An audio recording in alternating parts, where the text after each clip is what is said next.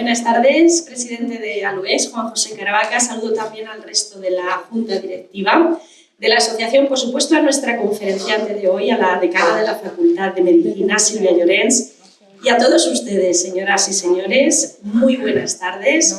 Bienvenidos, bienvenidas a la 21ª conferencia de ALUEX, enmarcada, ya lo saben, dentro de su ciclo de conferencias ALUEX, un proyecto de futuro. Conferencia la de este lunes, 8 de mayo, con la que continuamos con ese miniciclo dedicado a la mujer que ya comenzábamos tras el regreso de las vacaciones de Semana Santa. Y de mujeres innovadoras, que nos va a hablar hoy nuestra conferenciante, en un recorrido, además de un homenaje especial por la investigación que han realizado numerosas mujeres de la Universidad de Castilla-La Mancha. Además, sobre un tema o sobre varios temas que son muy propios de la tierra, muy nuestros, como son los productos agroalimentarios, como el queso, como el vino o como el azafrán. Bueno, de antemano, Silvia, gracias por este homenaje que vas a realizar. Les voy a presentar ya a nuestra conferenciante, Silvia Llorens Folgado, es doctora en Ciencias Biológicas por la Universidad de Valencia, ciudad en la que nació, pero su estancia durante más de 20 años en Albacete pues han hecho que sea una albaceteña más, como así ella misma se define. En 2001 defendió su tesis doctoral sobre la reactividad vascular en diabetes mellitus tipo 2. En 2003 se incorporó ya a la Universidad de Castilla-La Mancha junto al doctor Eduardo Nava. Ha trabajado en patologías cardiovasculares como diabetes, hipertensión, obesidad y envejecimiento.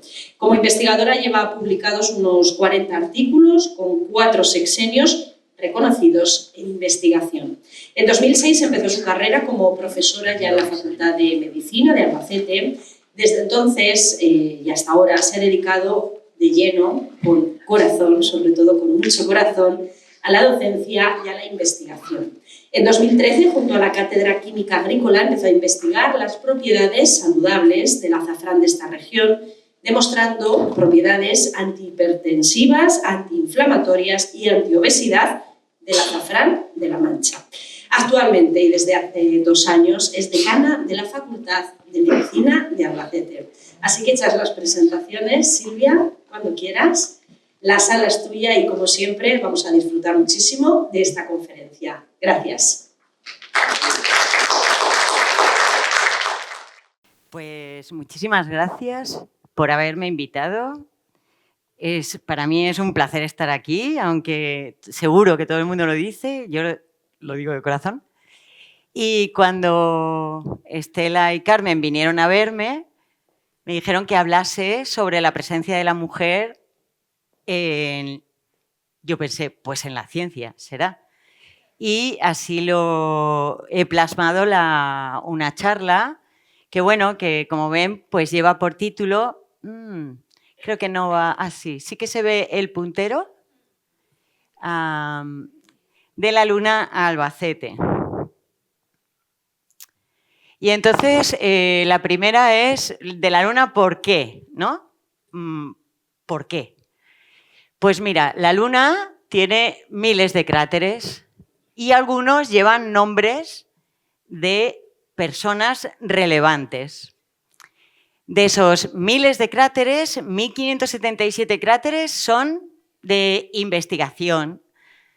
Científicos, ingenieros, geólogos, etc.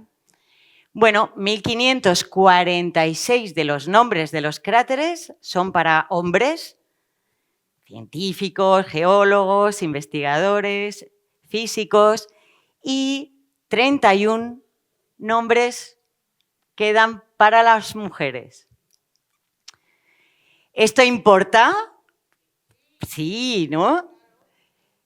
Pero por si acaso no hemos reflexionado sobre el tema bien, les voy a comentar el trabajo de una psicóloga social que trabaja en las diferentes vías por las cuales los estereotipos son los que van a generar la inequidad en las instituciones, lo que se denomina trampas de género.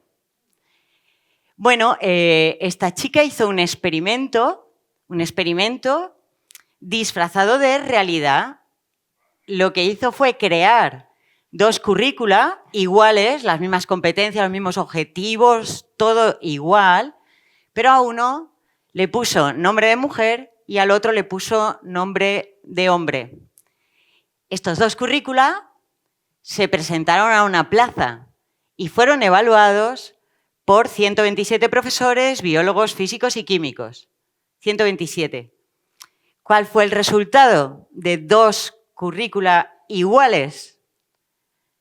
John sacó un aprobado alto y Jennifer sacó un aprobado, además diciendo que tenía menos del 17,5% de competencias que el de John, cuando eran iguales, y que entonces debería cobrar menos, un 12,4% menos de salario que John. Esto fue publicado en una revista de muy alto factor de impacto y nos va dando ya pistas de si realmente importa, ¿no? La cuestión de el género en diferentes campos. Bueno, pues, ¿por qué importa? Porque la visibilidad de la mujer es uno de los factores más importantes para que otras mujeres sigan a estas mujeres como modelo. Es muy importante. A lo largo de la historia, muchísimas mujeres han hecho infinidad de descubrimientos y hallazgos súper importantes para nuestros días. Reconocimiento, ninguno. ¿Por qué? Porque antes la mujer tiene destreza para realizar trabajos repetitivos, como un autómata, pero no tiene creatividad ni inteligencia. Además, de los 600 premios Nobel científicos que se otorgan, solo el 3% son entregados a mujeres. Bueno, y diréis, ¿qué se va a hacer? ¿No? Ya ha pasado. Bueno, pues la historia ha querido expiar sus culpas. ¿Cómo? Subsanando estos errores de reconocimiento. ¿Cómo? Pues dándoles nombres a los cráteres de las lunas, de la Luna, perdón, de asteroides, de Venus. Ahora bien, menos del 2% de los cráteres lunares corresponden a nombres de mujeres. Y aparte, casi todos los cráteres femeninos están en la cara oculta de la Luna, que no es visible a la Tierra, con lo cual nos quisieron dar visibilidad, pero de una manera un poco oculta. Entonces, os voy a poner unos ejemplos, pocos, para no aburrir, de algunas de ellas, algunas de las mujeres. Por ejemplo, Marguerite Kirch, astrónoma, su marido también era astrónomo, fue la primera mujer de la historia en descubrir un cometa. ¿Le dieron el Nobel? No. ¿A quién le reconocieron el mérito? Al marido. ¿El marido dijo algo? Al cabo de 8 años. Al cabo de 8 años reconoció que la verdadera descubridora del cometa fue su mujer. Entonces, la historia que hizo, vamos a reconocerle, le pusieron el nombre a un asteroide. Ahora tenemos un asteroide que se llama Kirch. El caso de Henrietta Leavitt. Henrietta Leavitt fue una de los miembros que formaban parte del harem de Pickering, que era un colectivo de mujeres contratadas para realizar trabajos astronómicos sistemáticos y laboriosos. Esta mujer, por su cuenta y a escondidas, catalogó miles de estrellas y además descubrió un elemento clave para determinar la distancia entre estrellas. ¿Qué dirás? ¿Y eso para qué sirve? Bueno, no somos cosmólogos, pero yo he encontrado que es una herramienta capital en la cosmología y que sirvió para importantes descubrimientos como la teoría de la relatividad de Einstein. Por lo tanto, algo importante era. Ahora, ¿recibió el Nobel? No. ¿Qué hicieron? Le pusieron nombre a 2 cráteres lunares, pero en la cara oculta de la Luna. Hay 2 cráteres que se llaman Leavitt. Otro ejemplo es el de Florence Bascom. Esta mujer fue la primera mujer en doctorarse en geología. Tuvo 2 doctorados, o sea, hizo 2 carreras, y cosa muy rara en la época. Fue experta en cristalografía, mineralogía, petrografía y demostró, mediante una técnica innovadora, yo no entiendo de geología, que es la petrografía, demostró petrográficamente que las rocas sedimentarias en realidad eran lava. Y además contribuyó al entendimiento de cómo se formaban las montañas. Bueno, esta mujer, ya os digo, asistió a la universidad, se doctoró, hizo 2 carreras, pero siempre tuvo que asistir a las clases detrás de una pantalla. No la dejaban sentarse con los compañeros, y bueno, compañeras no había, porque distraía a los compañeros masculinos. O sea que asistió durante 2 carreras detrás de una pantalla a las clases. ¿Le dieron el Nobel? Por supuesto que no. Pero fue condecorada cuando murió con un cráter en Venus y un asteroide. Por lo menos 2 cosas, ¿eh? Tenía 2 titulaciones, por lo menos 2. Florence siempre decía que no había ningún mérito en ser único en su especie.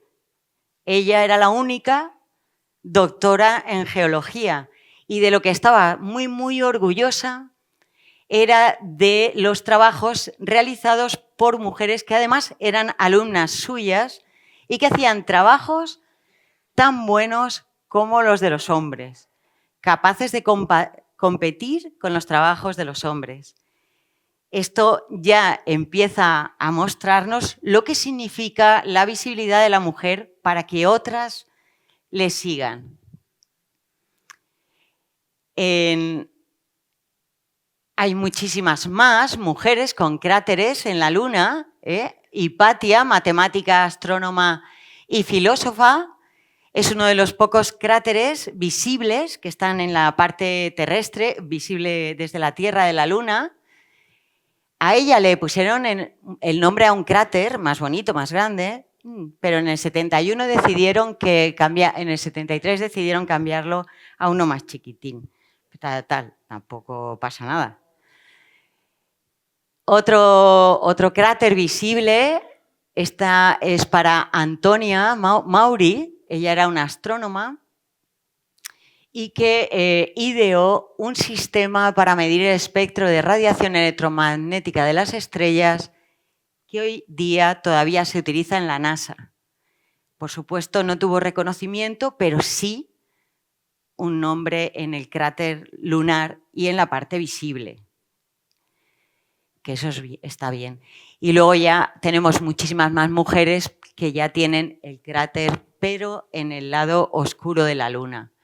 Annie Jean Isley, que desarrolló códigos de computadora, trabajó en tecnología de energía.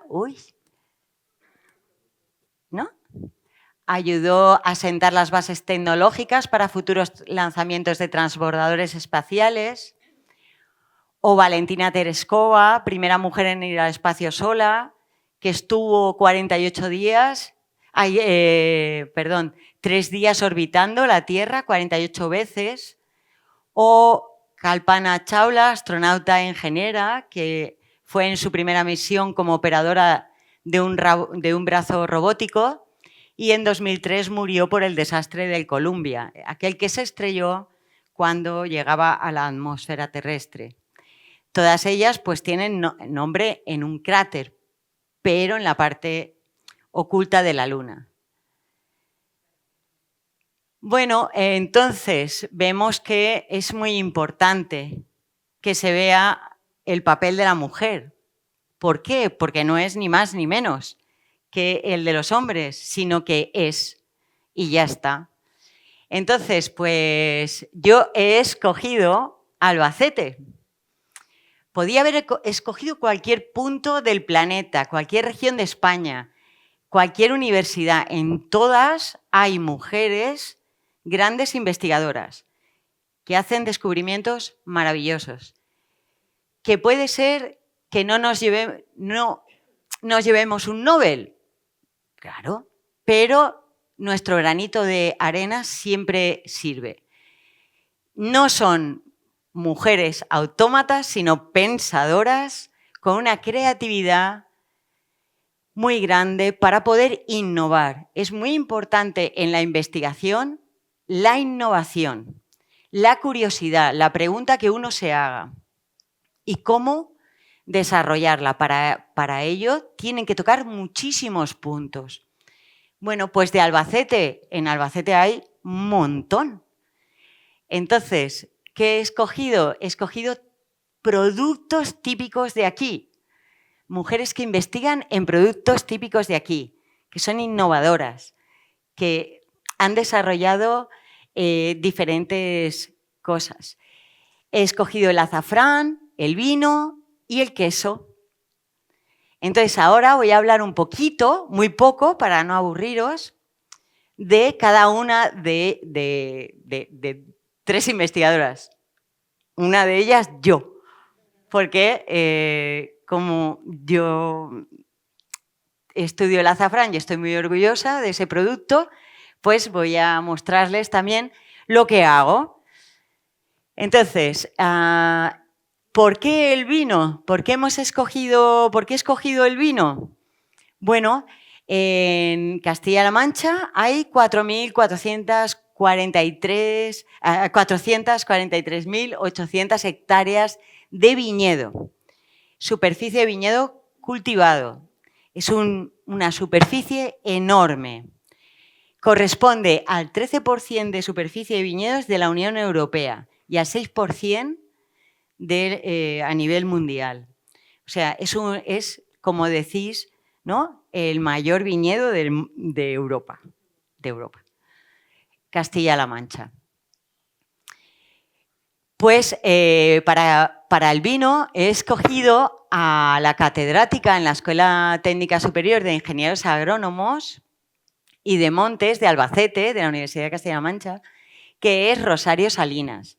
Rosario Salinas tiene un currículum impresionante y una capacidad bestial. Es la máxima responsable de enología en la Cátedra de Química Agrícola.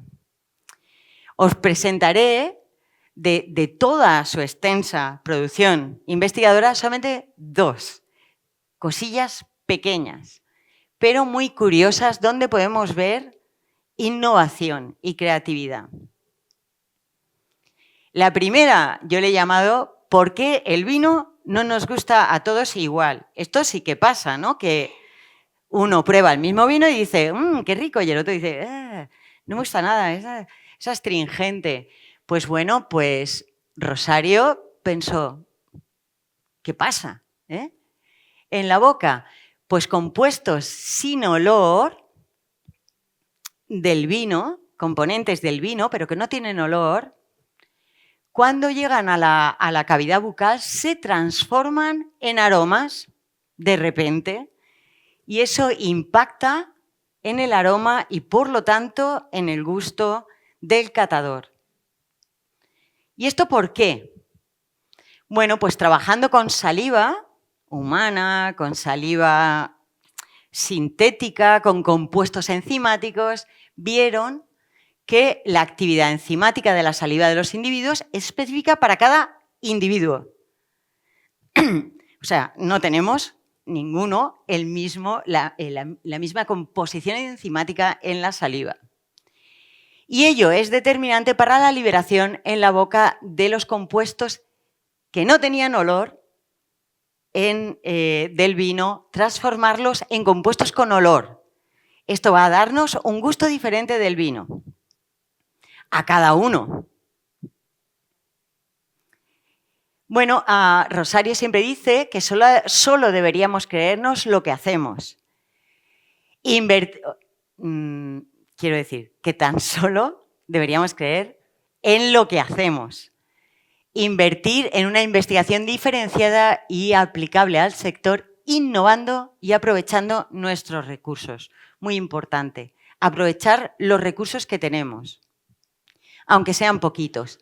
Y siempre dice que sobre el vino y la uva se ha trabajado infinito, pero aún el vino guarda secretos, esconde secretos y posibilidades para seguir aprendiendo de él.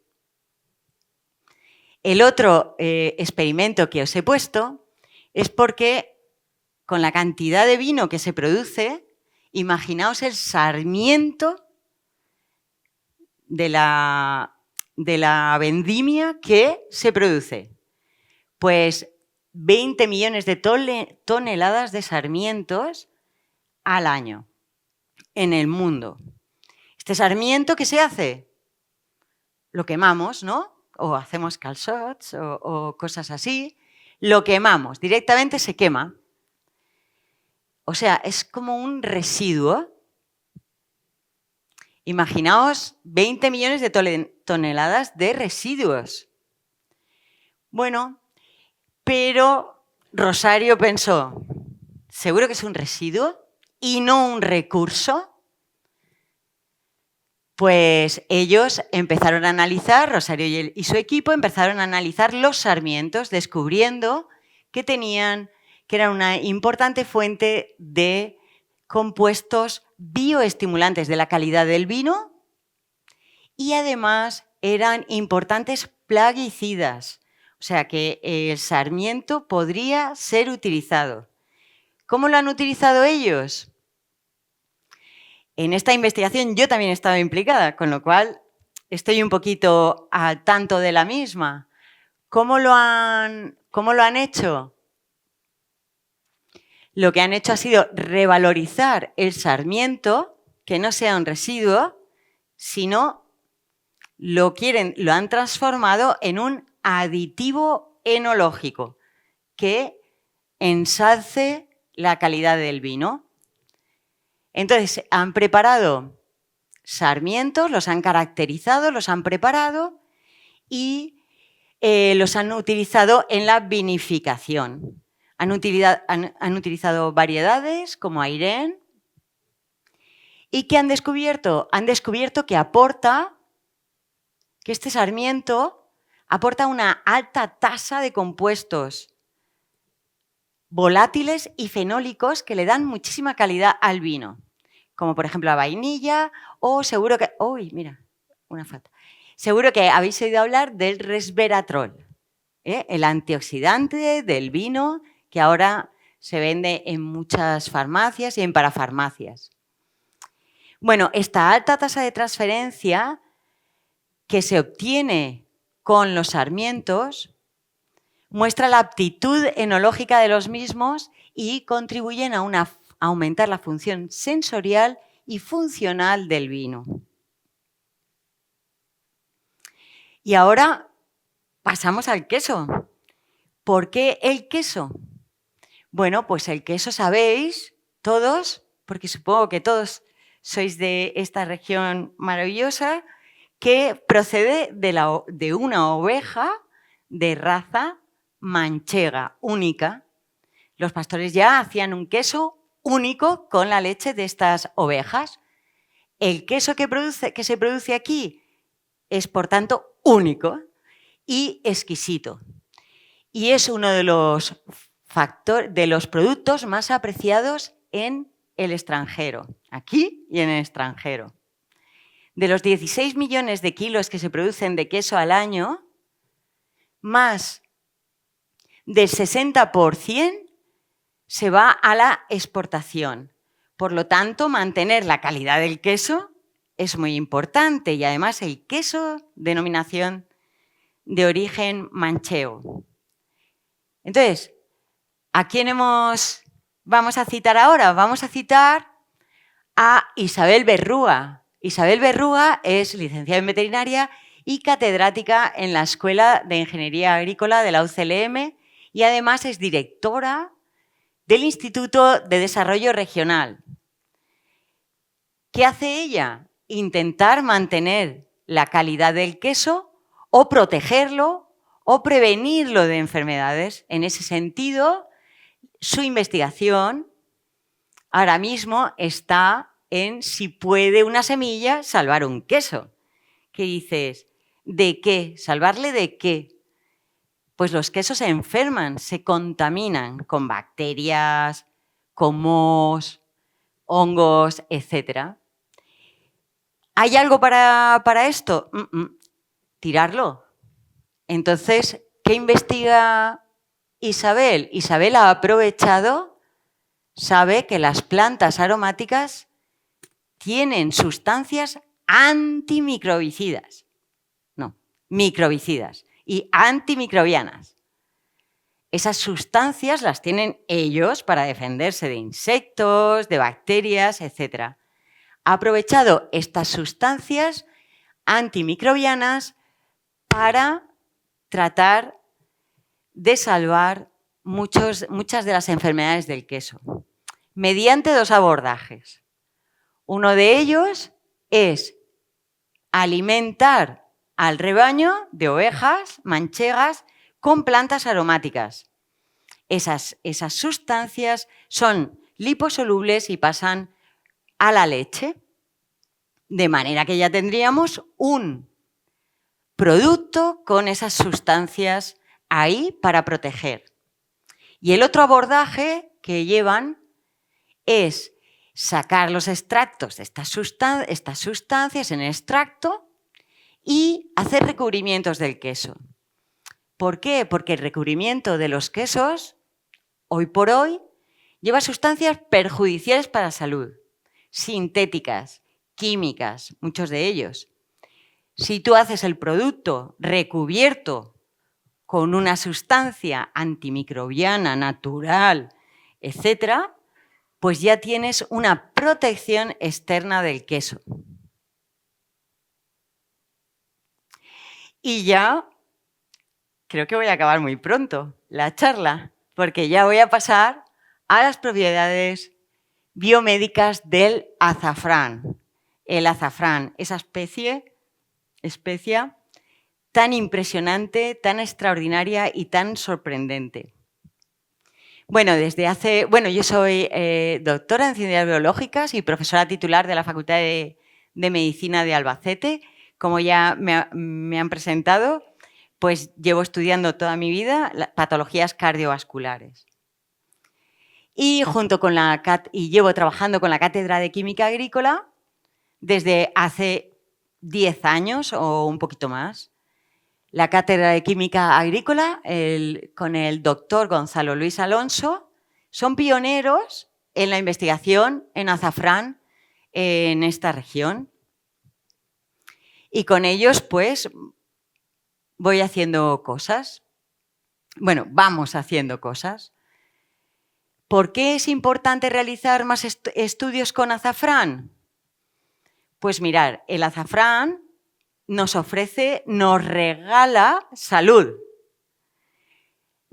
Dicen que es caro, pero si lo comparamos con lo que utilizamos de colorante, que es la tartrazina, que es un derivado del petróleo, que es súper perjudicial para la salud, el azafrán es barato porque se necesita menos que el colorante. Su cultivo es sostenible.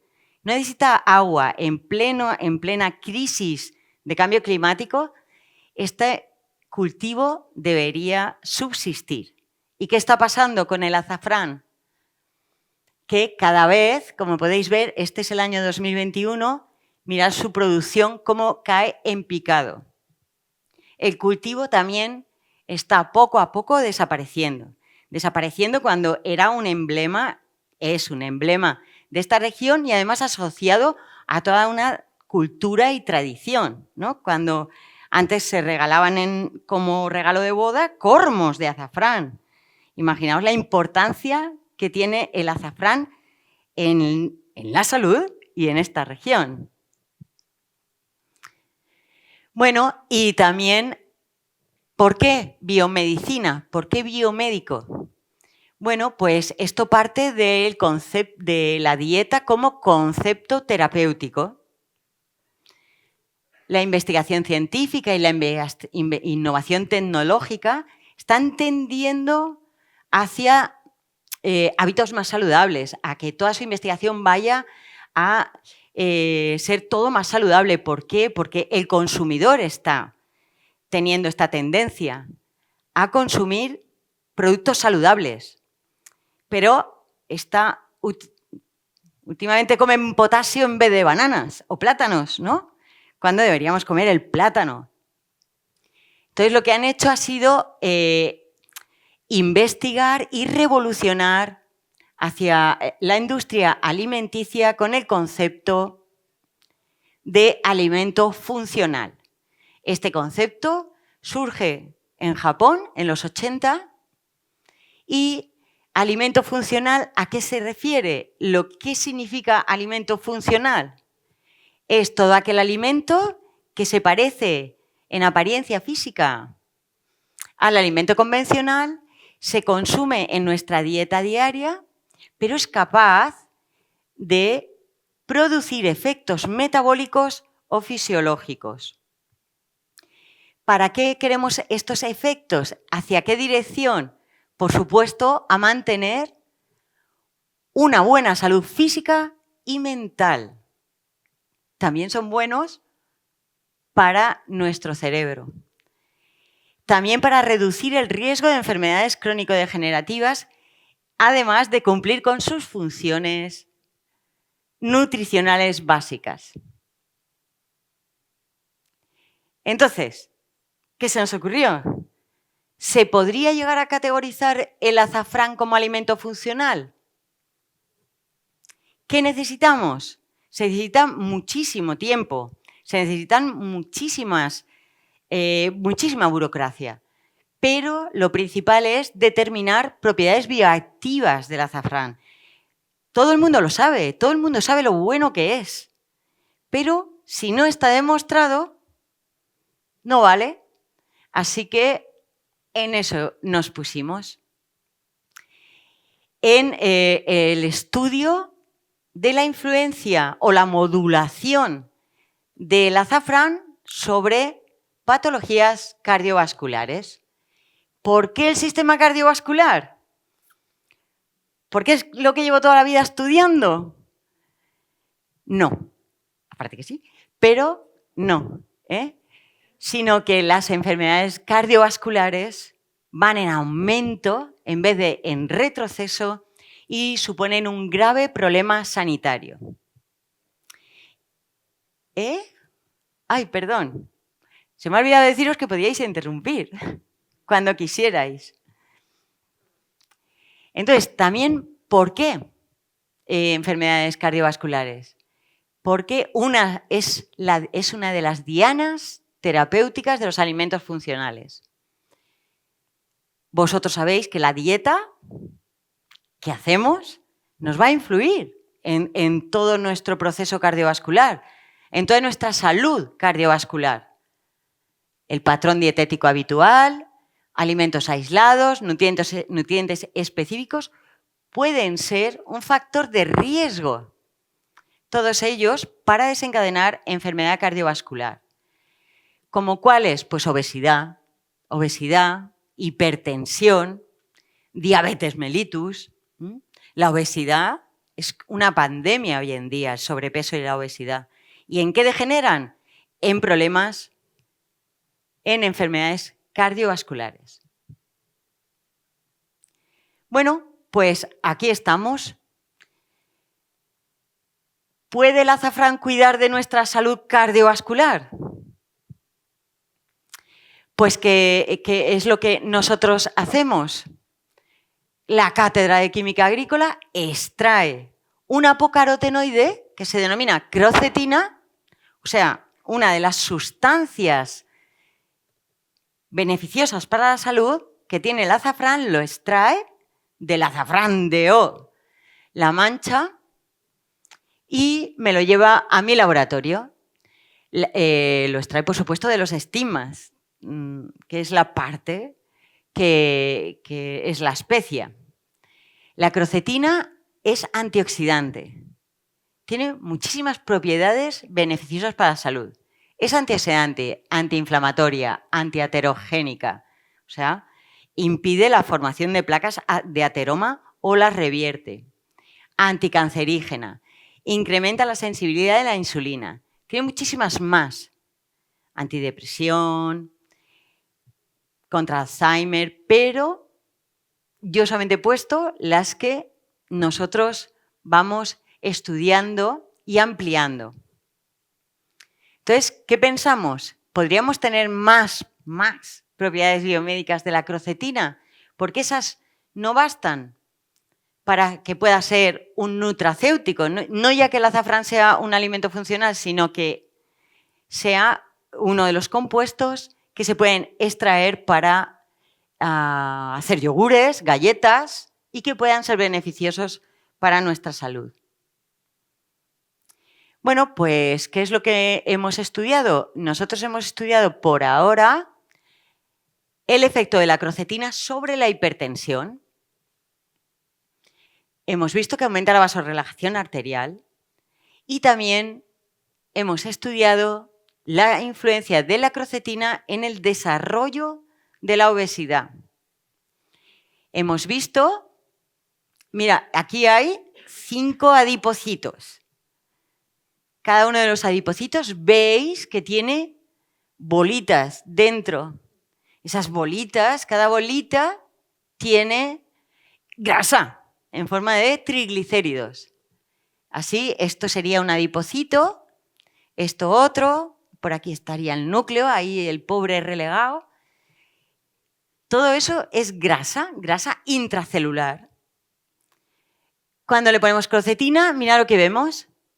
Vemos que disminuye el número de gotas lipídicas, de gotitas que contienen los triglicéridos, gotas lipídicas que se llaman, y además reduce la cantidad de triglicéridos de dentro de esas gotitas. Esto lo hemos hecho en un modelo animal y esto lo hemos hecho sobre células. O sea que aún faltaría muchísimo para que nos comiéramos un helado, después nos comiéramos crocetina y todo eso desapareciera por arte de magia. Entonces, con la hipertensión, ¿qué es lo que hemos visto? Nosotros lo hemos visto en arterias. Las arterias son fundamentales para llevar el riego sanguíneo a cualquier parte de nuestro organismo. Para eso, las arterias tienen que relajarse o contraerse según la demanda. En hipertensión, las arterias no pueden relajar bien. Están todo el rato contraídas, con lo cual, imaginaos una manguera y le tapamos con el dedo el tubo, pues la sangre no fluye demasiado bien. ¿Qué hace la crocetina? Aumenta la vasorrelajación hacia incluso una vasorrelajación como si fuera una arteria procedente de una rata normotensa. O sea, revierte esa poca vasorrelajación a un estado normal. Pero es que además no solo aumenta la vasorrelajación, sino que es que además disminuye la vasoconstricción. ¿Cómo lo hace? Pues aumentando las sustancias, aumentando la vía que libera sustancias vasorrelajantes súper importantes para nosotros. E inhibiendo las enzimas que liberan factores vasoconstrictores, que en hipertensión están aumentados. Pues solo la crocetina es capaz de hacer las dos cosas.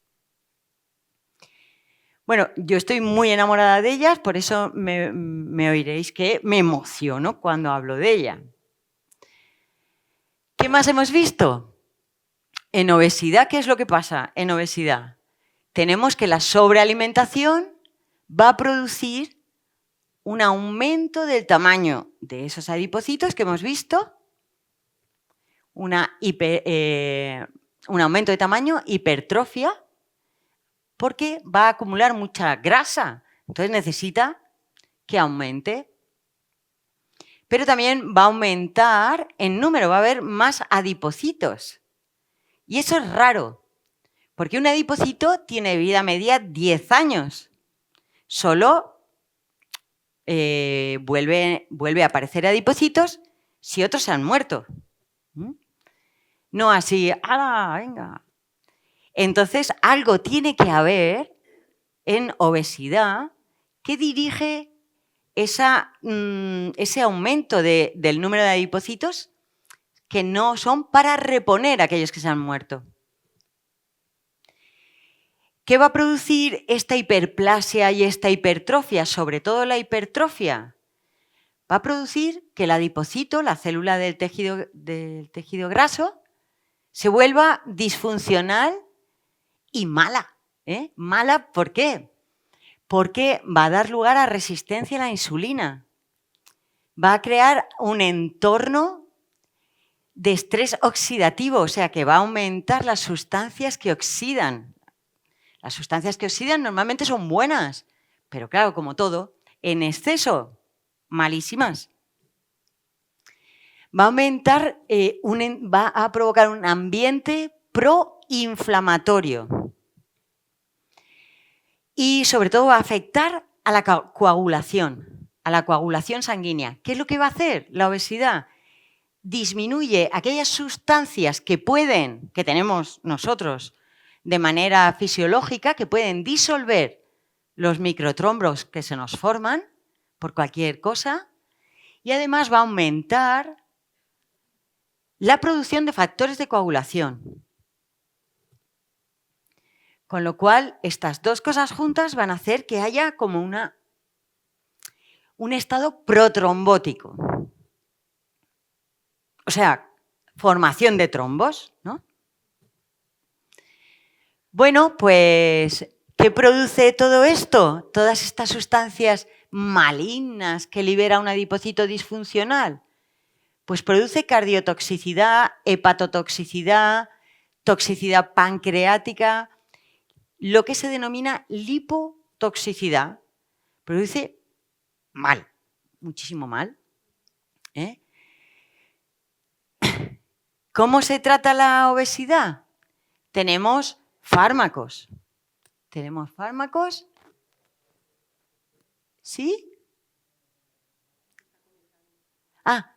Tenemos fármacos para tratar la obesidad. Todos ellos cada vez se van retirando poco a poco del mercado. O sea, producen más efectos adversos que el beneficio de tratar la obesidad. ¿Cómo se trata más? Pues bueno, haciendo dieta y haciendo ejercicio físico. ¿Quién no ha estado a régimen 100.000 veces? ¿Quién no ha dicho, a partir de mañana salgo a correr todos los días? Ya ha corrido ese día y ya está, ya no más.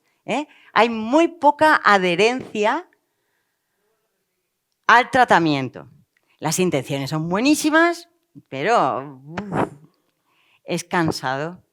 Bueno, pues, ¿qué propiedades ha de cumplir un compuesto natural para ser tratado como una planta antiobesidad, con efectos antiobesidad? Pues tiene que hacer muchas cosas. Tiene que disminuir la absorción de lípidos, tiene que disminuir el proceso por el que van creciendo los adipocitos, que se denomina adipogénesis, que es un proceso largo, en el que van acumulando la grasa, van creciendo, etc. Y tiene que disminuir también la lipogénesis, la creación por ellos mismos de gotas lipídicas. Bueno, o incrementar la lipólisis, liberar, que se rompan esas gotas y que se liberen al organismo cuando hagan falta, porque el adipocito no deja de ser un sitio donde almacenar energía. ¿Yo necesito almacenar energía? Pues libero todo ese todos esos triglicéridos en forma de ácidos grasos libres al organismo y ya los órganos que lo necesitan lo van cogiendo. Un exceso, por supuesto, es malísimo y un exceso es lo que se da en la obesidad también. Bueno, ¿qué hemos visto nosotros con la crocetina? Que es capaz de disminuir, de bloquear vías sin dañar ni la función ni al adipocito, es capaz de bloquear vías de diferenciación, que no acumule más grasa de la que toca. Y si puede acumular un poquito menos, pues mejor. Este es, de todas estas propiedades, la que nosotros hemos probado y hemos visto que funciona. Por ello le hemos añadido ya otra propiedad que es antiadipogénica. Adipogénesis será el proceso de formación de un adipocito. Pues antiadipogénica. ¿Y qué más? ¡Uy! Anda. No, lo he cortado. Me ha parecido demasiado ya. ¿Qué más tenemos? Bueno, tenemos para el futuro. ¿Qué investigación estamos ahora en proyecto?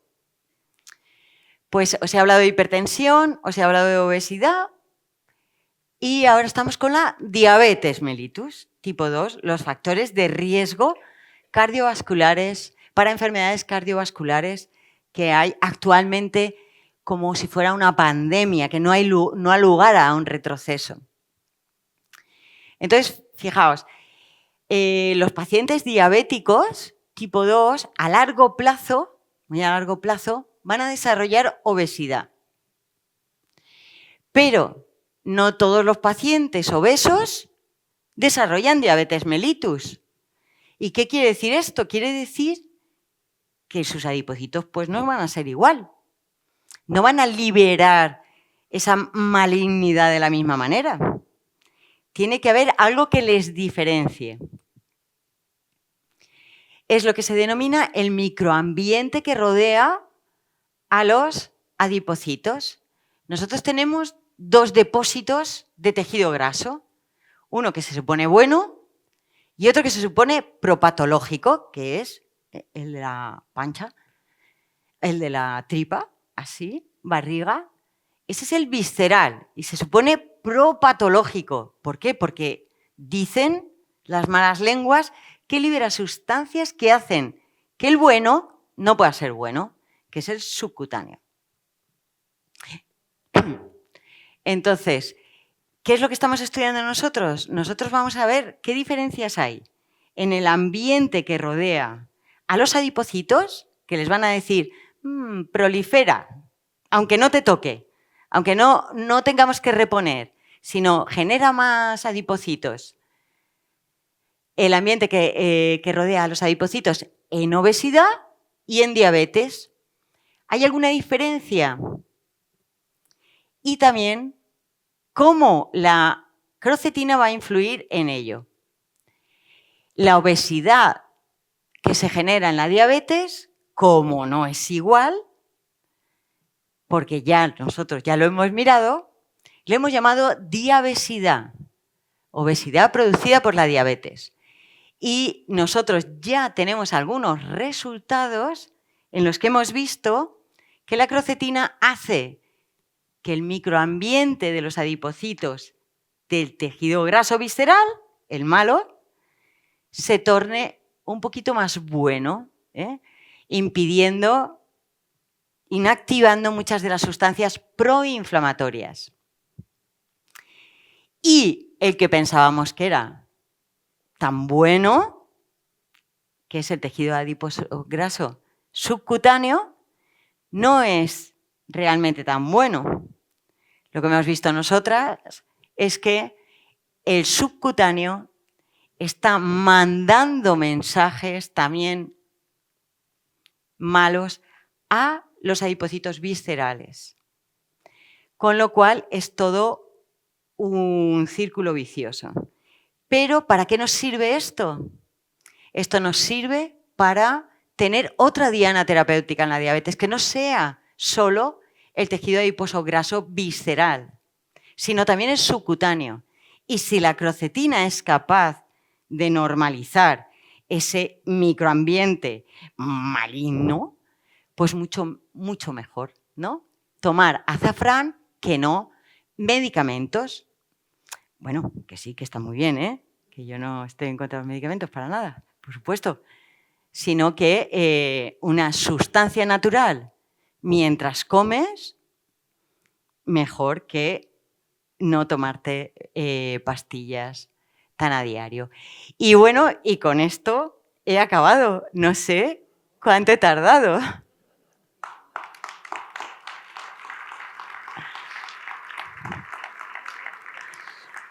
Quería decir, habéis visto que hemos puesto asteroides y Venus, entonces de la Luna a Albacete, o mejor dicho, del espacio a Albacete. Y muchísimas, muchísimas gracias. Espero que os haya interesado, que hayáis disfrutado, que no se os haya hecho muy pesado, con tecnicismos. Y si tenéis cualquier pregunta que hacer... Nada, muy bien, Silvia, muchísimas gracias, de verdad, porque bueno, así tenemos también un tiempo para poder preguntar, que otras veces rozamos la hora y ya no podemos formular ninguna pregunta. Muchísimas gracias, muy, muy, muy, muy interesante, sin duda, la conferencia. Gracias. Claro que sí. Bueno, si tenéis alguna pregunta, levantadla por aquí. Silvia, termina de beber agua. Ya. Bueno, pues una conferencia muy bonita, muy original, donde has destacado no solamente tus investigaciones, Paco, sino el papel de la mujer a lo largo de la historia en el camino de la investigación. Pero a mí me has dejado un poco inquieto en una cosa que no sé si para mucha gente, para muchos ha pasado desapercibida. Yo que soy... no voy a decir maestra arrocero, eso de que el colorante viene del petróleo. La tartracina. La tartracina es un derivado químico. O sea que ese bote pequeño que le echamos al arroz para darle un poco de color... Bueno, yo siempre lo he visto en un bote así de cristal, sí, ¿no? Sí. Amarillo. Sí. Es tartracina. No sé si ahora sigue siendo tartracina, pero normalmente sí. Pues me voy a fijar a ver si tiene... Claro. Tartracina. Y luego otra cosa, el azafrán manchego, como el queso o como el vino, pues es un lujo, ¿no? El queso es un lujazo, comerlo. El azafrán manchego tiene las mismas características, el azafrán que en su mayoría importamos y que consumimos en La Mancha, de Irán, de Marruecos, de muchos países árabes, de la India, ¿tiene el mismo valor, los mismos valores que este de aquí de Castilla-La Mancha? ¿Del escaso que se cultiva en Castilla-La Mancha? No. Eso tiene que ver, eso me lo enseñó Gonzalo, con el procesamiento del azafrán, el tostado y todo lo que se hace aquí, que ha sido importado a una zona de Italia que se llama L'Aquila y que hacen el mismo azafrán que nosotros. Todas las propiedades beneficiosas, o sea, todos tienen propiedades beneficiosas, el iraní, el marroquí, el griego, pero la manera de procesarlo hace que ellos que deshidratan con humedades, no lo entiendo porque eso lo entiende Gonzalo muy bien, no se mantienen los extractos, las propiedades de los extractos, las vitaminas, todo eso. Entonces, con el procesamiento que se lleva aquí de tostado y deshidratación, creo que es el que hoy por hoy es el mejor del mundo en propiedades saludables. Bueno, a lo mejor en Grecia hay una conferencia paralela que están diciendo que el griego es el mejor del mundo, pero está demostrado que en el procesamiento en esta parte, esta región del mundo lo hace de una manera que los extractos se quedan de una manera mejor. Yo no he probado extractos de crocetina de otros azafranes. ¿Tenemos otra pregunta? ¿Qué?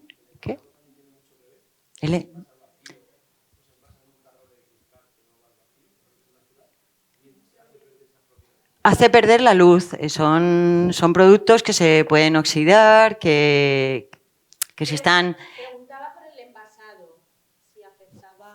Ay, perdona, sí.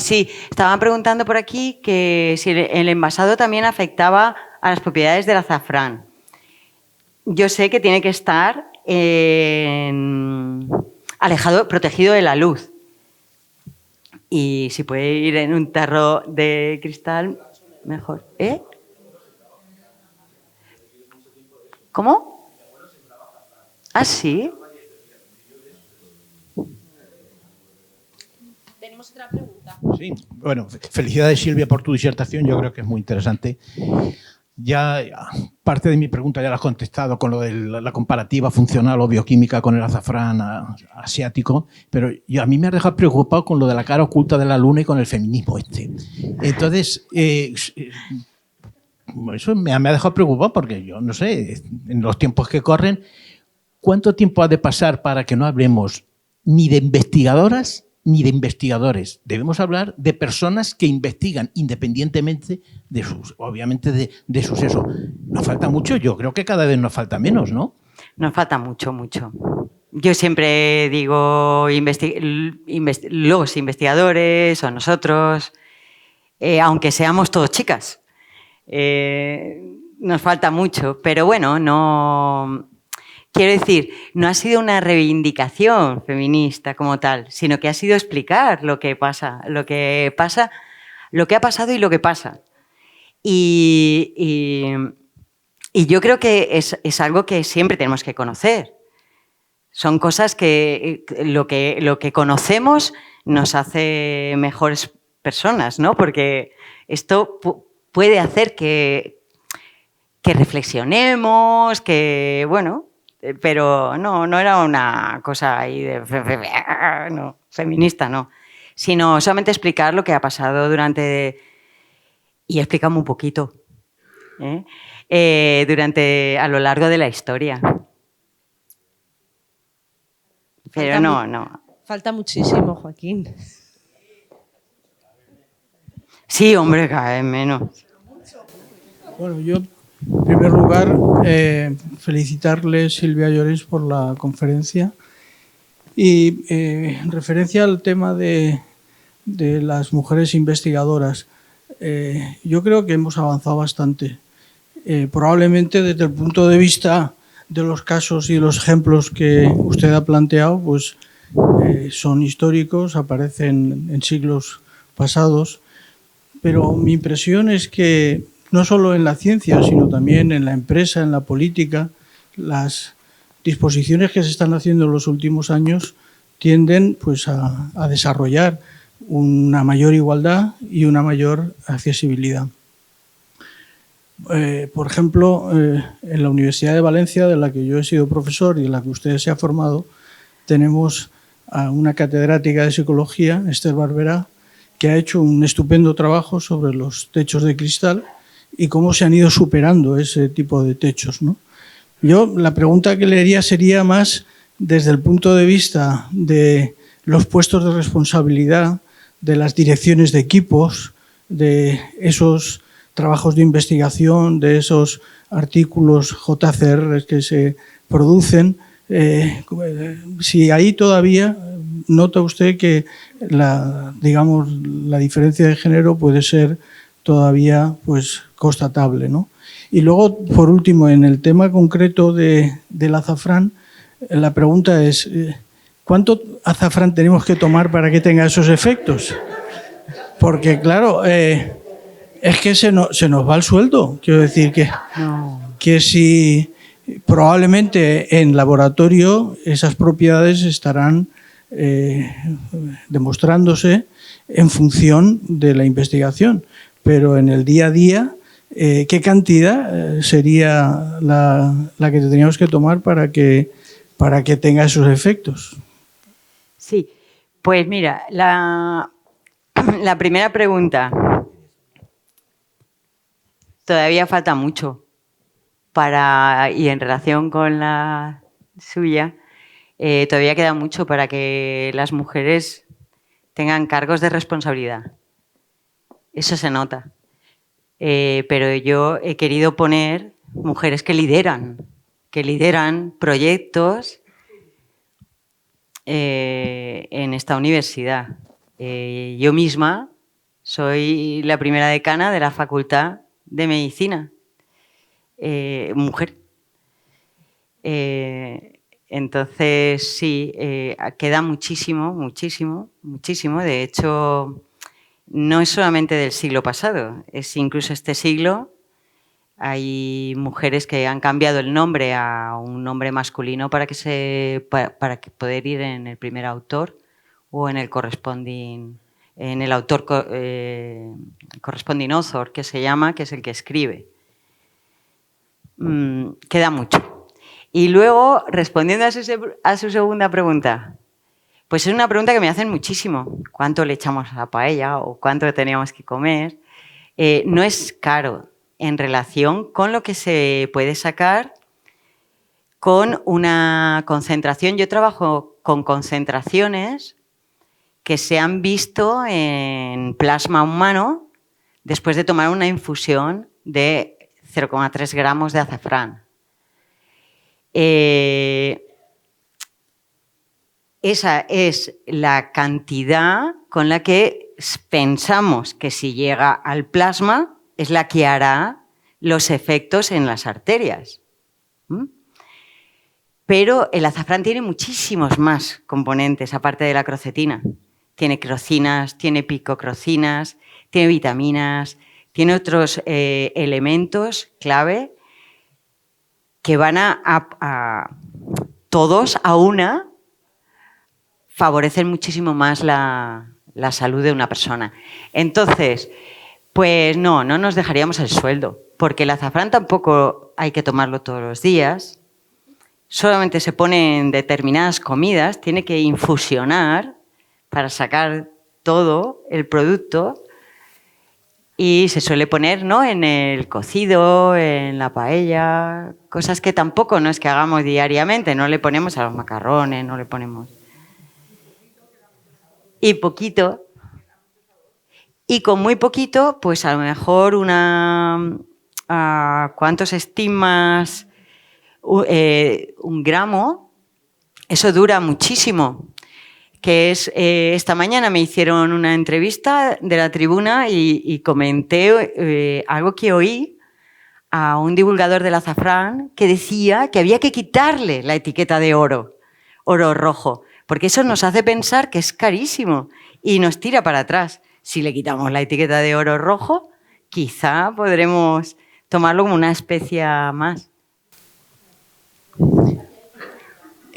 Buenas tardes, Silvia. ¿Dónde Muchísimas estás? gracias. Ha sido muy interesante y dos cositas muy breves. Una, respecto a tu primera parte de esa labor de la mujer y de las investigadoras, comparto contigo enormemente que falta mucho tiempo y, de hecho, ante esa pregunta nos la podemos responder simplemente haciendo una evaluación en los chavales, cuántos chicos quieren dedicarse a la ciencia y cuántas chicas. Y estamos en 2023. O una mirada hacia atrás respecto a cómo estaba la mujer y cómo estaba el hombre en la antigüedad. Pero bueno, eso lo dejo ahí. Y luego lo que te quiero preguntar es, esa crocetina y esas sustancias que ya habéis descubierto, ¿se están, es decir, la industria alimentaria ya de alguna forma las está aplicando en productos del día a día que podemos encontrar, o todo esto es a nivel todavía investigación, hipótesis? Bueno, está todo en investigación. Todos, otro grupo que hay de investigación con el azafrán, que está liderado por Lourdes Gómez, otra catedrática del Departamento de Biología Molecular y Vegetal. Ella también evalúa, ¿no? Pero de una manera diferente. Ahora sus últimas investigaciones van por aumentar la cantidad de estos apocarotenoides tan buenos en otros vegetales. Pero de aquí que eso también llegue al mercado, aún falta muchísimo. Que lleguen esos tomates injertados, son transgénicos, o sea, no. O nosotros sí que vendimos la patente de cómo extraían en la cátedra la crocetina para que tuviera todos los beneficios posibles a una empresa que en principio tendría que haber hecho algún producto, pero creo que no lo han hecho. Es que claro, lo que no entiendo es, y más la industria alimentaria, que se mueve a través del dinero. Si ven un presunto filón donde se puede sacar, y más con toda alimentación ahora saludable y tal, que sí que es la época más idónea para apostar por ella, pues es lo que te comento, lo que esté ya suficientemente demostrado, como todavía la industria alimentaria no lo está aprovechando para hacer dinero, además de para beneficiar a quien lo compre, por supuesto. Pero fíjate, os cuento así una anécdotilla, así que no es más un chascarrillo.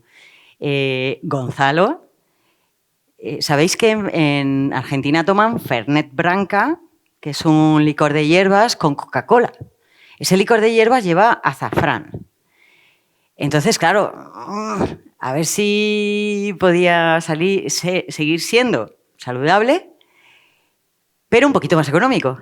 Y allá que se fueron, llamaron al equipo de Gonzalo para que les enseñara a extraer los extractos, los apocarotenoides, para en vez de utilizar azafrán, pues si tú extraes un extracto, lo concentras, pues a lo mejor con unas gotas ya. Entonces, pues poquito a poco, poquito a poco.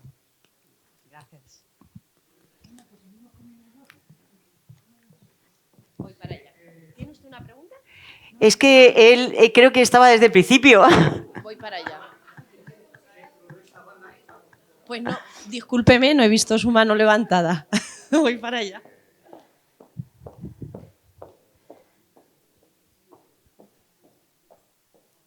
Gracias.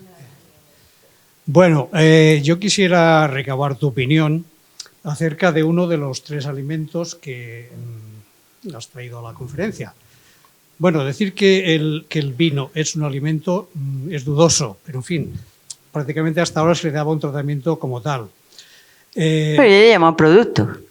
Bueno, producto, pero tradicionalmente, evidentemente el vino, sobre todo el vino tinto, se ha considerado un cuasi alimento, es decir, tenía muchas propiedades, era beneficioso para la salud, para la microbiota. Mi pregunta es que desde hace algún tiempo, sobre todo el colectivo médico, está diciendo que el vino tinto ni el vino blanco son buenos para la salud, que el mejor alcohol es el que no te tomas. Es decir, ya no estamos poniendo la picota al whisky, al coñac, sino también al vino. Entonces, este cambio de óptica del colectivo médico, ¿qué te parece? ¿O puedes explicarnos algo al respecto? Bueno, que no puedo estar más de acuerdo. El alcohol saludable no es. Es lo único. Las sustancias que lleva el vino suelen ser liposolubles, en el alcohol se solubilizan y al tomarlo pues adquiere otra entidad, pero el alcohol no deja de ser alcohol. Gracias. Lo que pasa es que el vino es un producto muy elegante, muy consumido,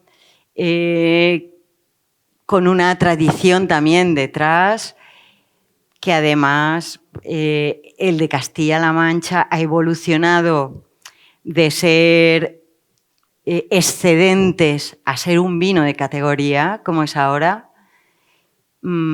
que yo creo que hay que alabar esa...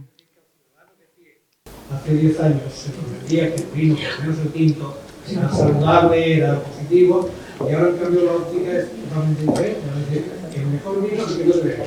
En poco tiempo ha cambiado un poco esa información que nos llega a los ciudadanos de aquí. A ver, esto es como todo, ¿no? Todos los venenos son remedio o mortales según la dosis. Entonces el vino, pues una copa mal no va a hacer. ¿Un litro de vino al día? Sí.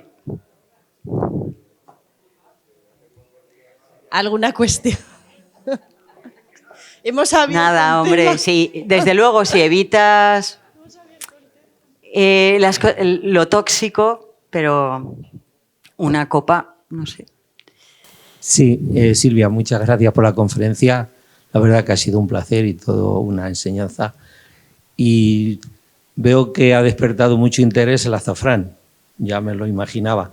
De hecho, ya lo adelantamos que una de las próximas conferencias del curso, en el segundo ciclo, que vamos a tratar sobre investigación, precisamente Gonzalo va a dar una conferencia sobre el azafrán, exclusivamente, donde va a traernos recetas y otras muchas cosas. Y la pregunta que te hacía era volviendo al vino, pero no si es mejor o peor, porque a mí el cardiólogo me aconsejó una copita de vino en las comidas.